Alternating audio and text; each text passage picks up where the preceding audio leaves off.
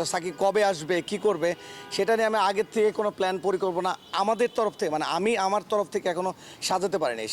সে যখন দেশে আসবে, বিসিবি যখন তাকে মনে করবে যে হি ইজ রেডি টু প্লে, তখন আমরা তাকে নিয়ে একটা প্ল্যান করব। সাকিব নিশ্চয়ই দেশের বাইরে থাকলেও ও ইন্টারন্যাশনাল স্টার, সে তার ফিটনেস মেনটেন করে। আমি কিন্তু প্রত্যেকটা প্লেয়ারকে ফলো করার চেষ্টা করি, ওদের কি দিচ্ছি আমি সেটা আসলে যতটা বড় কথা, আমি ফলো করার চেষ্টা করি। সাকিব কিন্তু প্রতিনিয়তই আমি দেখলাম যে ট্রেনারের সাথে অ্যাক্টিভিটি চলতেছে, আমি এগুলো খেয়াল করি সবসময় যে আমাদের কোন কোন পার্সোনালি কথা হয় কখনো? না, আপাতত পার্সোনালি কথা হয় না, বিভিন্ন অকেশনে হয়তো হাই হলো হয়, খুব একটা বেশি আসলে হয় না। কিন্তু ওইটাই মূলত বিষয়, সাকিব যখন দেশে আসবে সব ক্রাইটেরিয়া ফুলফিল করে যখন আসবে, বাংলাদেশ ক্রিকেট বোর্ড যখন মনে করবে he is ready to play আর রেডি ফর দ্য সিলেকশন। টাইমটা অনেক কম থাকবে, যেটা আপনাদের ফিটনেসের একটা ব্যাপার থাকে, যেটা নিয়ে কাজ করতে হয়। সো তাকে তো এখন থেকে মনিটর করাটা খুব বেশি স্বাভাবিক আমার কাছে মনে হয়। হ্যাঁ, আপনি ঠিক বলছেন, মনিটরিং করাটা বিষয়। কিন্তু কথা হলো সাকিবরা আমরা এখানে থাকলে যা মনিটর করব তার থেকে বেশি মনিটরিংয়ের উপরে সাকিব আছে, ঠিক আছে?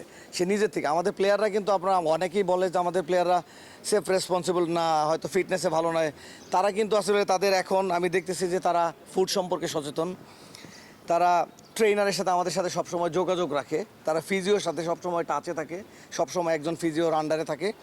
তো এই জিনিসগুলো এখন গ্রো করতেছে। আর সাকিবের মধ্যে এগুলো আমি দেখছি যে ওর ফিটনেস ট্রেনার আছে, পার্সোনাল ফিজিও আছে, নিউট্রিশন আছে, এভরিথিং।